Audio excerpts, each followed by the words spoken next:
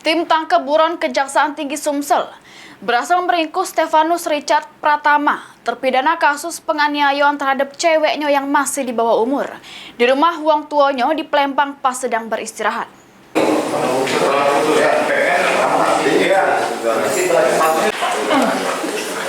Tangan panjangnya.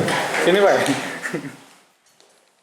Tim tangkap buron atau tabur Kejaksaan Tinggi Sumsel berhasil menangkap terpidana yang masuk jadi buronan selama setahun 11 bulan jero kasus penganiayaan terhadap ceweknya yang masih di bawah umur di rumah wong tuanya di kawasan Sukabangun, Plembang pada Selasa 25 Februari 2025.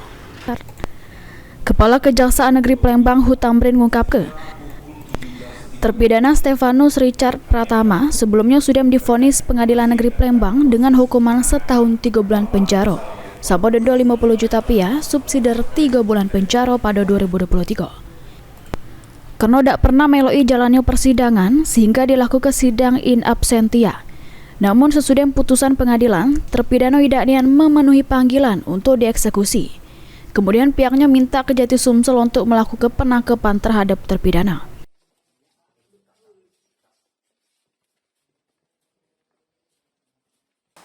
Terpidana telah dipanggil secara patut menurut undang-undang, tapi tidak pernah memindahkan dan datang ke Kejaksaan Negeri Kota Palembang untuk dilakukan eksekusi.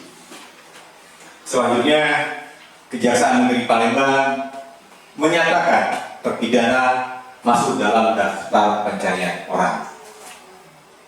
Kemudian meminta Kejaksaan Tinggi Sumatera Selatan di bidang intelijen untuk melakukan penangkapan terhadap terpidana yang selanjutnya pihak intelijen Kejaksaan Tinggi Sumatera Selatan melakukan pemantauan dan mapping terhadap terpidana. Dan alhamdulillah pada hari ini tim tabur Kejaksaan Tinggi Sumatera Selatan telah berhasil menangkap terpidana.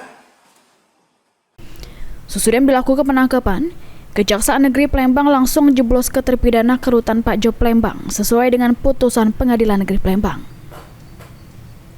Lutfi, PAL TV.